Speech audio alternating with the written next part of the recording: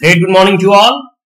मैं स्मित कुमार सिंह आप तमाम यूपीएससी एस्पिरेंट्स या अन्य कोई कम्पिटेटिव एग्जामिनेशन की तैयारी कर रहे विद्यार्थियों का इस मगध यूट्यूब चैनल में अभिनंदन करता हूं।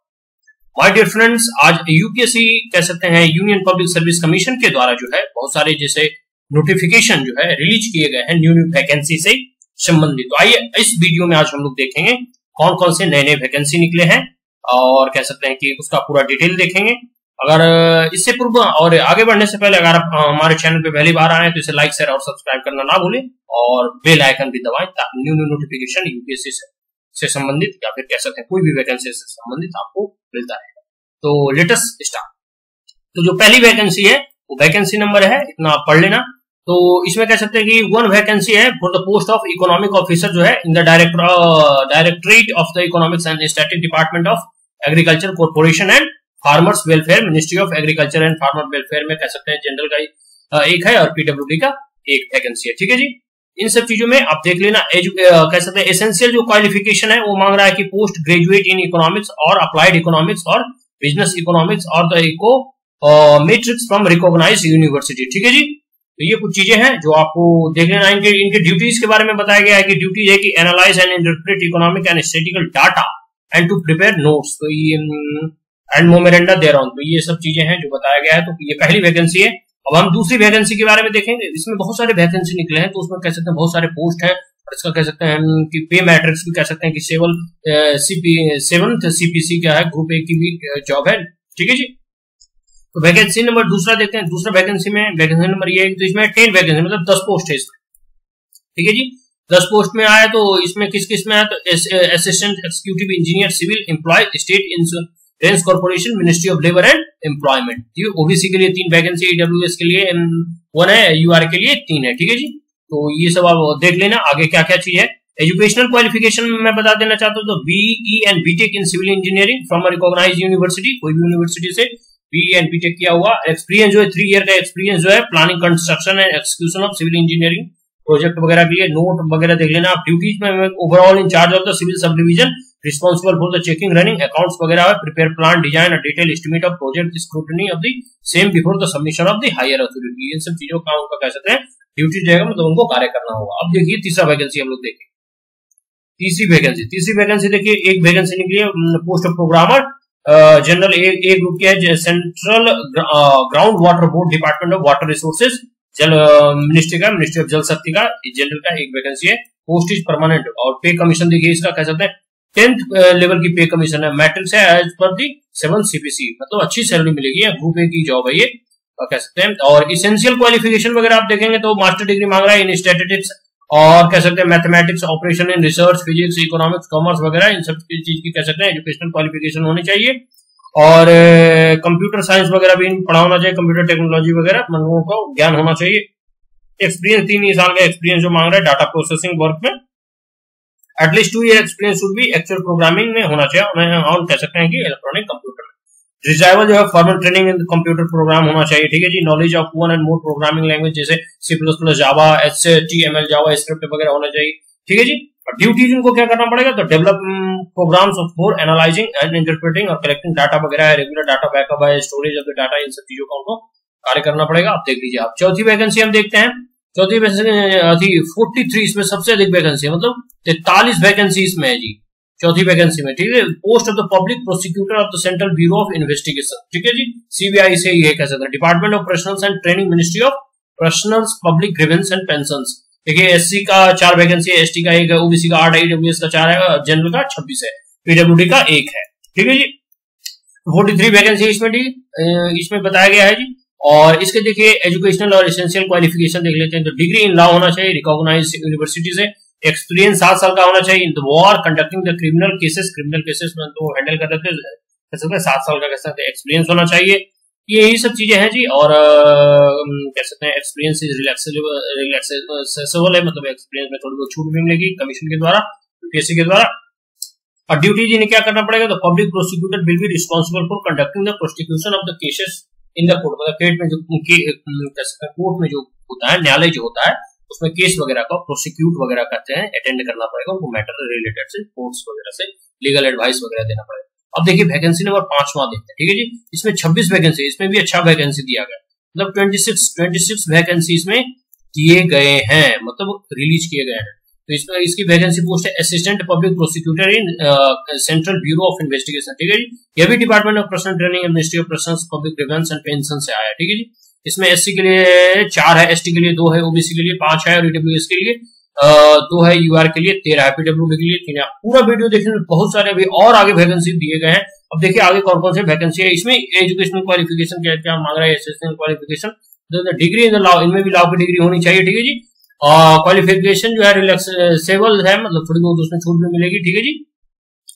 और आगे देख लीजिए इनकी ड्यूटी है जो असिस्टेंट पब्लिक जो है prosecutor will be responsible for conducting इनकी भी जो है प्रोसिक्यूशंस वगैरह केसेस जो है कोर्ट वगैरह में होता है, वो मैटर जो है एराइज होता है कोर्ट्स वगैरह केसेस में, उनको कह सकते हैं वहां लीगल एडवाइस देना है, वहां जाके कह सकते हैं कि अपनी पक्ष रखना है, ये सब वगैरह कह सकते हैं। कोर्ट का जो रिलेटेड लॉ का विद्यार्थी होंगे तो कह सकते हैं, या फिर कह सकते हैं बार काउंसिल में लोग कह सकते हैं कि लॉयर वगैरह होते हैं, उनके लिए वैकेंसी है। अब देखिए वैकेंसी नंबर है 6, देखिए इसमें एक ही वैकेंसी है, लेकिन post of senior scientific officer ballistic in forensic science laboratory home department में है, मतलब मिनिस्ट्री ऑफ होम अफेयर्स में, गवर्नमेंट ऑफ एनसीटी दिल्ली, ठीक है जी। एक पोस्ट है ओबीसी की, ठीक है।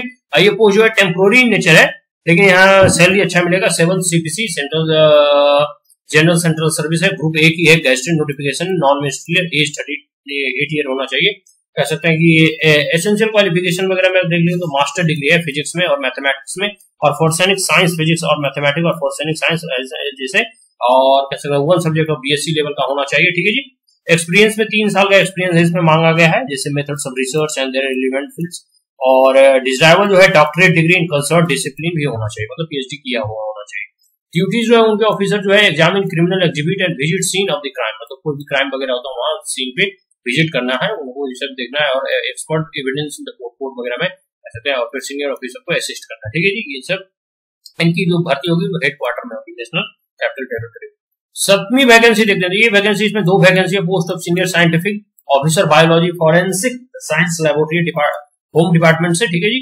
गवर्नमेंट ऑफ एनसीटी दिल्ली में पोस्ट किया जाएगा। तो ओबीसी का ये 2 वैकेंसी है, टेम्पोररी है but likely to continue indefinite, मतलब टेम्पोररी है मतलब तत्कालीन है, लेकिन ये लगता है लगातार बहुत आगे दिनों तक चलेगा। ये गेस्टेड कह सकते हैं कि नौकरी है, नॉन मिनिस्ट्रियल है, 38 ईयर तक कह सकते हैं इसमें अप्लाई कर सकते हैं।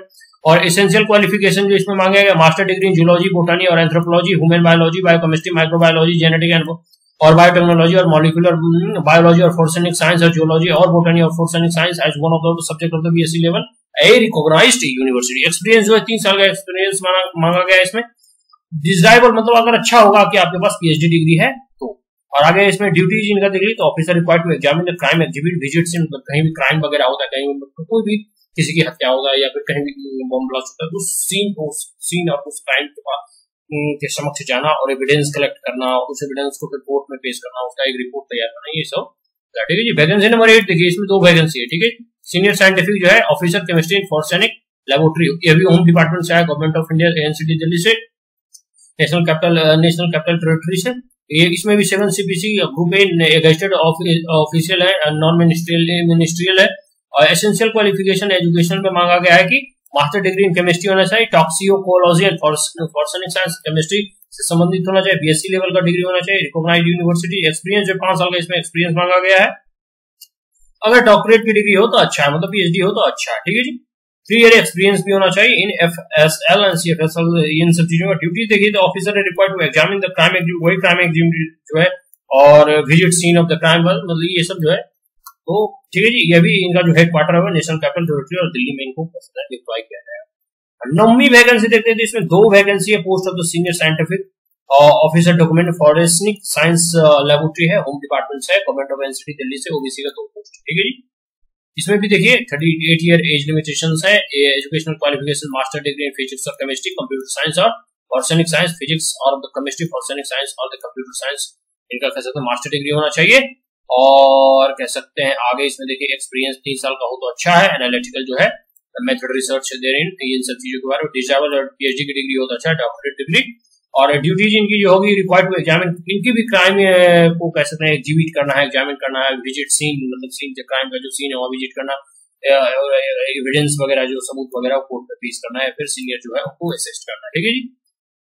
अब आ जाते हैं वैकेंसी नंबर 10 देखते हैं, जिसमें 1 वैकेंसी है post of senior scientific officer lie detection इन्फोर्सनिंग। लाई डिटेक्शन जो होता है, जो चोर वगैरह को कह सकते हैं, हल्का को कह सकते हैं कि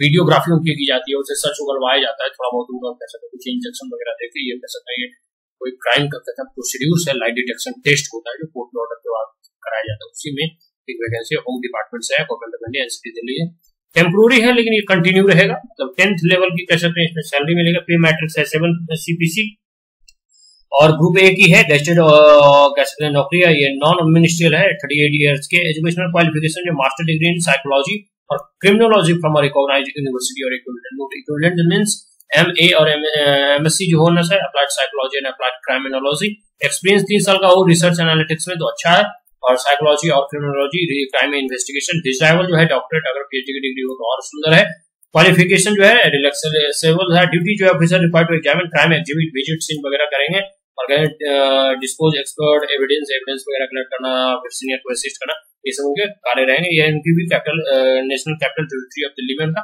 पोस्टिंग होगा। ये कुछ है। उनका कुछ इंपॉर्टेंट देखिए, क्लोजिंग डेट मतलब कब यह क्लोज हो जाएगा, तो कह सकते हैं 11:59 और 18/3 मतलब 18 मार्च को कह सकते हैं ऑनलाइन एप्लीकेशन जो है भरना बंद हो जाएगा, और जो है जो कह सकते हैं कि online date for printing completely submitted online application जो है वो 19 तारीख को सबमिटेड पूरा कंप्लीट जो है 19 तारीख को ये खत्म हो जाएगा। तो ये जरूरी है कि आप जल्दी से जल्दी इसमें अगर अप्लाई करें, आप अगर एलिजिबल है। ठीक है जी। अब इसमें कोई नोट दिए गए हैं वो आप पढ़ लेना, ज्यादा मैं समय आपका नहीं लूंगा। हेडक्वार्टर्स जो है इन सब चीज probation officers probation as per the rule. देखिए सिटीजनशिप होना चाहिए इंडिया, नेपाल, भूटान और टिबेटियन रिफ्यूजी। ठीक है जी, ये सब देख लेना जी आप। एज लिमिट देखिए has been given in that matter, जैसा मैंने एज लिमिट बताया है वो एडवर्टाइजमेंट में दिया गया है, उसमें मिनिमम क्वालिफिकेशन भी जैसा बताया गया है ऊपर, उसी के अनुसार आपको चलना है। ठीक है जी। और एप्लीकेशन फी देखिए मात्र 25 रुपीज। ठीक है जी, SBI के थ्रू या फिर क्रेडिट या डेबिट कार्ड के थ्रू भी आप पे कर सकते हैं। और नो फी मतलब SC/ST के लिए नो फी है, general OBC and male candidate required to pay no fee exemption is available for general OBC और EWC, इनको पे करना होगा। और SC/ST को PDI और PWD को भी फ्री है। ठीक है, लेकिन 25 रुपया ही लगता है, ज्यादा टेंशन की आवश्यकता नहीं। अब एज रिलैक्सेशन और जिनकी भी एज रिलैक्सेशन वगैरह है वो कह सकते हैं कि अपना सर्टिफिकेट वगैरह कह सकते हैं कि सबमिट करना होगा। हाउ टू अप्लाई कैसे करना है, तो ऑनलाइन वेबसाइट पे जाना है HHT www.upsconline.nic.in, इस वेबसाइट पे जाकर आप कह सकते हैं अपना डॉक्यूमेंट वगैरह कह सकते हैं अपलोड करें, जो 1 MB से कम होना चाहिए का डॉक्यूमेंट हो गया, सर्टिफिकेट्स वगैरह हो गया, जैसे डेट ऑफ बर्थ, एक्सपीरियंस वगैरह हो गया, क्वालिफिकेशन वगैरह हो गया, सब जो ऑनलाइन सब जमा करना है। ठीक है जी। Pay slips, resume, appointment letter, सारे के सारे unsigned experience certificate etc must not be uploaded in the document upload कर जो 10th क्लास की कह सकते हैं मार्कशीट अपलोड करनी है। ये सब चीजें जिससे बर्थ सर्टिफिकेट जो है और मार्कशीट में जो लिखा गया है क्योंकि चलेगा, फिर डिग्री और डिप्लोमा सब्जेक्ट जो है जमा करना। Return in respect of equivalent qualification submit करना, certificate in the prescribed protocol को भी सबको सबमिट करना है। कास्ट सर्टिफिकेट भी अगर आपको SC/ST OBC का कर सकते हैं, आपको फायदा उठाना है, उसका कास्ट सर्टिफिकेट वगैरह भी, रिजर्वेशन सर्टिफिकेट वगैरह भी आपको अपलोड करना होगा। ठीक है जी, ये सब चीजों को। और बेंचमार्क डिसेबिलिटी वाले जो PWD कैंडिडेट्स होते हैं उनके लिए भी कह सकते हैं आप अपने कह सकते हैं सर्टिफिकेट को आपको जमा करना होगा। ये कुछ मैंने आपको बता दिया। और इसमें देखिए बता गया candidates are not required to submit the commission either by post or by hand, मतलब print out of their online application or any document, कोई भी डॉक्यूमेंट जो ऑफलाइन वहां जमा नहीं करना, सारे के सारे चीज जो है ऑनलाइन डॉक्यूमेंट जमा करते हैं। तो ये कुछ चीजें हैं जो मैंने आपको बताया। और एक चीज में और बता गया है कि document certificates to be procured at the time of interview, जब आपका इंटरव्यू होगा उस वक्त आपको जो है डॉक्यूमेंट वहां ले जाना होगा। तो यह आवश्यक है कि आपका जितने भी डॉक्यूमेंट सब अपने पास तैयार रखें फॉर्म भरने के बाद और इसमें पास हो।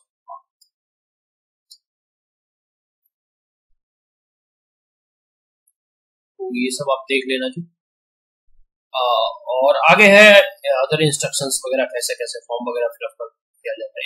मोबाइल फोन आर बैन, मतलब मोबाइल फोन नहीं ले जाना है कैंपस में, यूपीएससी एग्जामिनेशन और इंटरव्यू के बाकी ये तो कॉमन है, कोई भी विद्यार्थी जितने भी हैं सारी गवर्नमेंट की कह सकते हैं एग्जामिनेशन की तैयारी कर रहे हैं, उन सबको पता ही होता है कि मोबाइल चलाना बैन है। तो ये कुछ रहा यूपीएससी के कह सकते हैं कि नई वैकेंसी निकली है। तो आशा करता हूँ ये वीडियो अगर आपको अच्छा लगा हो तो आप यह वीडियो को हमारे चैनल और यूट्यूब चैनल पे देखें और हमारे चैनल पे कह सकते हैं कि अगर आप पहली बार आए हैं तो इसे लाइक शेयर और सब्सक्राइब करना ना भूलें, ताकि आपको notification related to UPSC civil services या अन्य कोई कॉम्पिटिटिव एग्जामिनेशन से संबंधित जब भी आते रहेंगे मैं आपको इन्फॉर्म करूंगा। Thank you.